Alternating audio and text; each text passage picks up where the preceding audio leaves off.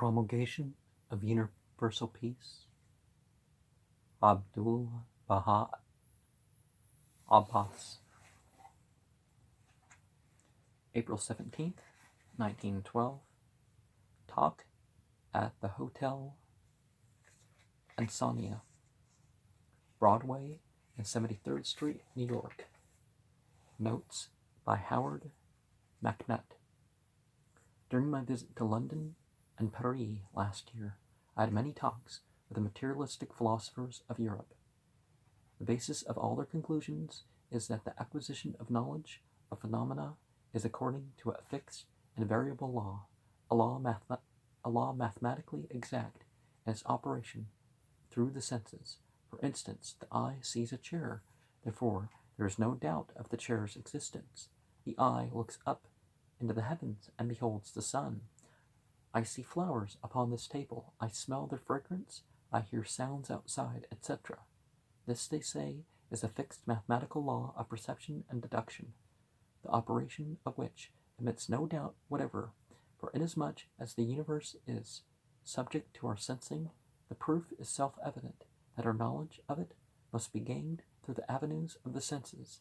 That is to say, the materialists announce that the criterion and standards of human knowledge is sense perception. Among the Greeks and Romans, the criteria of knowledge was reason, that whatever is provable and acceptable by reason must necessarily be admitted as true. A third standard or criterion is the opinion held by theologians that traditions are prophetic statement and interpretations constitute the basis of human knowing. Now, if you take it out away from the priestcraft, you have a different thing going on. You kind of have the three combined. The Quran's not the only text. We see some of that in what's left of the Avesta, and well, I don't need to list off everything, but there's still another fourth criterion, upheld by religionists and metaphysicians who say that the source and channel of all human penetration into the unknown is through inspiration. Well, inspired statements, prophets, that's what they're supposed to be, inspired statements of prophets, unless they're like, my favorite food is this, or, Briefly then, these four criteria, according to the declarations of men, are first, sense perception, second, reason, third, traditions, fourth, inspiration.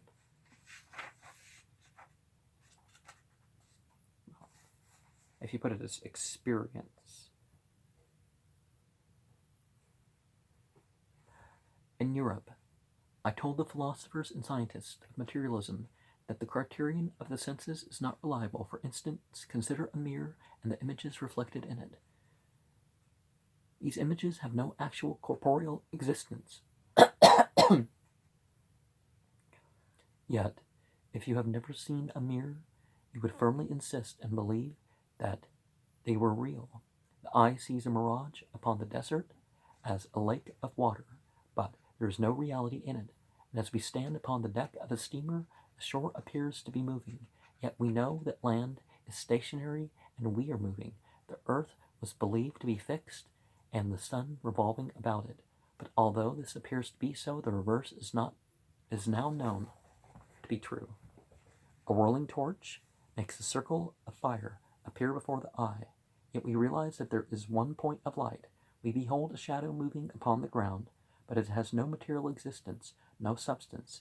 In deserts, the atmospheric effects are particularly productive illusions which deceive the eye. Once I saw a mirage in which a whole caravan appeared traveling upward into the sky. In the far north, other deceptive phenomena appear and baffle human vision. Sometimes 3 or 4 suns, called by scientists mock suns, will be shining at the same time, whereas we know that the great solar orb is one, and that it remains fixed and single. In brief, the senses are continually deceived, and we are able to separate that which is reality from that which is not. Well, there's different types of reality, aren't there? As to the second criterion, reason, this likewise is unreliable and not to be depended upon. This human world is an ocean of varying opinions. If reason is the perfect standard and criterion of knowledge, why are opinions at variance, and why do philosophers disagree so completely with each other? This is a clear proof that human reason is not to be relied upon as an infallible criterion. For instance, great discoveries and announcements of former centuries are continually upset and discarded by the wise men of today. Mathematicians, astronomers, chemical scientists continually disprove and reject the conclusions of the ancients. Nothing is fixed, nothing final. Everything is continually changing because human reason is progressing along new roads of investigation and arriving at new conclusions every day. In the future, much that is announced and accepted as true now will be rejected and disproved. So it will continue ad infinitum. When we consider the third criterion, traditions upheld by theologians as the avenue and standard of knowledge, we find this source equally unreliable and unworthy of dependence. For religious traditions are the report and record of understanding and interpretation of the book. Well, the Bible does include interpretation, but revelations are not supposed to be so subjective. They're supposed to be objective, and the subjective done with them later, right?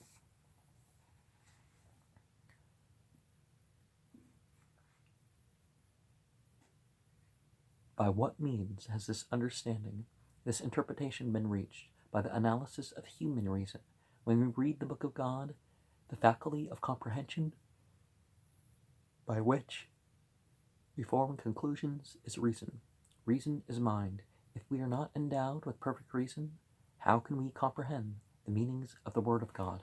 Therefore, human reason, as already pointed out, is by very nature finite and faulty in conclusions. It cannot surround the reality itself, the infinite word, inasmuch as the source of transmissions and interpretations is human reasoning, and human reason is faulty. How can we depend upon its findings for real knowledge? The fourth criterion I have named is inspiration, through which it is claimed that the reality of knowledge is attainable. What is inspiration? It is the influx of the human heart. But what are satanic promptings which afflict mankind? They are the influx of the heart also. How shall we differentiate between them? The question arises, how shall we know whether we are following inspiration from God or satanic promptings of the human soul? Well, the Spirit of God like a fire is burning. That's Shayateen al-Jinn. Briefly, the point is that in the human material world of phenomena, these four are the only existing criteria or avenues of knowledge, and all of them are faulty and unreliable. What then remains? How shall we attain the reality of knowledge? By the breaths and the promptings of the Holy Spirit, which is light and knowledge itself. Through it the human mind is quickened and fortified into true conclusions and perfect knowledge.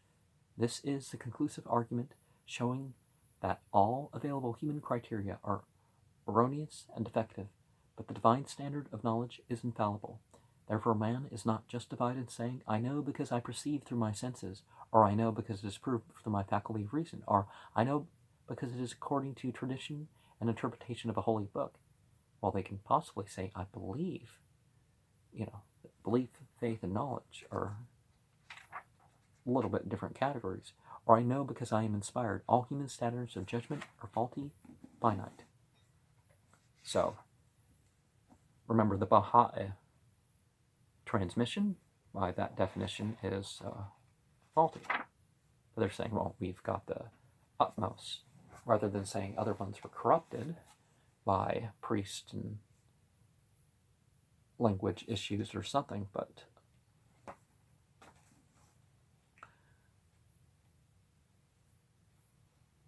April 17th, 1912, talk at the home of Mr. and Mrs. Edward B. Kinney, 780 West End Avenue, New York. Notes by John G. Grundy. In the holy books, it is recorded that when the sun of truth dawns, it will appear in the east, and its light will be reflected in the west. Already its dawning has taken place in the east, and its signs are appearing in the west. that's actually not. The prophecy has been changed to reflect the Baha'i thing. It's always, the sun's always risen from the east, and then we watch it set from the west. But it's said that at some point that's not going to be the case. Its illumination shall spread rapidly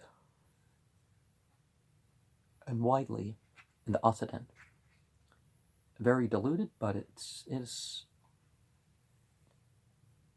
after Islam and perhaps Christianity, it's sort of the widest spread faith, but there's not too many, as I've pointed out. The Sun of Truth has arisen in Persia, and its effulgence is now manifest here in America. This is the greatest proof of its appearance in the horizon of the world, as recorded in the heavenly books. Praise be to God, that which is prophesied in the holy books has been fulfilled.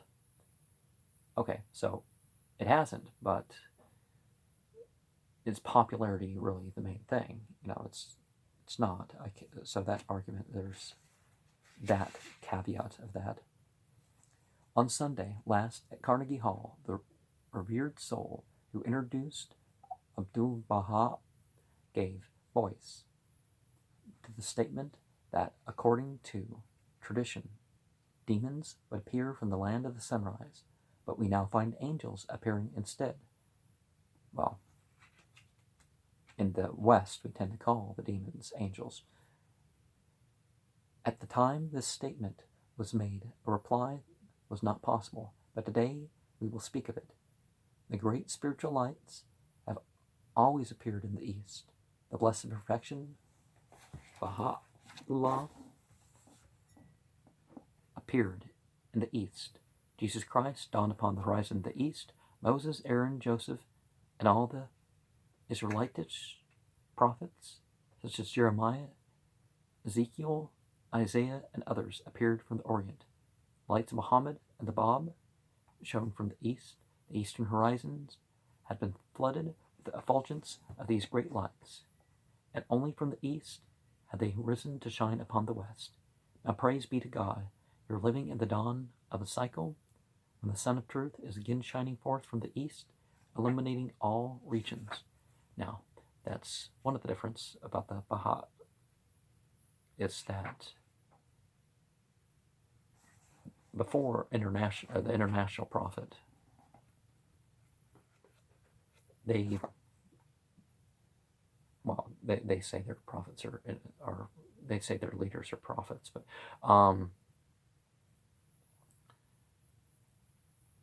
Islam, for example, believes that every nation had from a prophet. Well, what about North and South America? There's nothing refuting that in ancient times, North and South America had prophets, and their light spread. The world has become a new world. The darkness of night, which has enveloped humanity, is passing. A new day has dawned. Divine susceptibilities and heavenly capacities are developing in human souls under the training of the Sun of Truth. The capacities of souls are different. Their conditions are various. For example, certain minerals come from the stony regions of the earth. All are minerals. All are produced by the same sun. Well, actually, a lot of what we have required other suns to produce, because our sun can't produce some of these materials.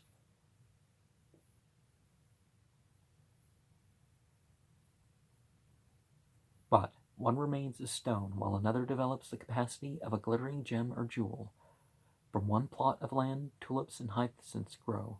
From another, thorns and thistles. Each plot receives the bounty of the sunshine, but the capacity to receive it is not the same.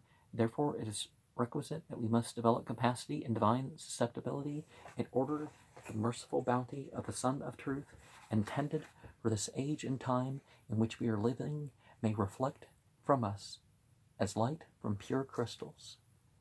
The bounties of the Blessed Perfection are infinite. We must endeavor to increase our capacity daily, to strengthen and enlarge our capacities for receiving them, to become as perfect mirrors. The more polished and clean the mirror, the more effulgent is its reflection of lights of the Sun of Truth. Be like a well-cultivated garden, wherein the roses and variegated flowers of heaven are growing in fragrance and beauty. It is my hope that your hearts may become as ready ground, carefully tilled and prepared, upon which the divine showers of the bounties of the blessed perfection may descend, and zephyrs of this divine springtime may blow with quickening breath, and that the garden of your hearts bring forth its flowers of delightful fragrance to refresh the nostril of the heavenly gardener. Let your hearts reflect the glories of the Sun of Truth in their many colors, to gladden the eye of the divine cultivator who has nourished them. Day by day, become more closely attracted in order that the love of God may illuminate all those with whom you come in contact. Be as one spirit, one soul, leaves of one tree, flowers of one garden, waves of one ocean. And some of these mineral processes and whatnot, there's stuff that happens out of the view of the sun and the earth, or some other place, it's not even a star. As difference in degree of capacity exists among human souls, as difference in capabilities found, therefore individualities differ from one another. But in reality, this is a reason for unity and not for discord and enmity. If the flowers of a garden were all one color, the effect would be monotonous to the eye. But if the colors are variegated, it is most pleasing and wonderful. The difference in adornment of color and capacity of reflection among the flowers gives the garden its beauty and charm. Therefore, although we are different individualities, different in ideas and various fragrances, let us strive like flowers of the same divine garden to live together in harmony. Even though each soul has its own individual perfume and color, all are reflecting the same light and contributing fragrance, the same breeze which blows through the garden, all continuing to grow in complete harmony and accord, become as waves of one sea, trees of one forest, growing in the utmost love, agreement, and unity.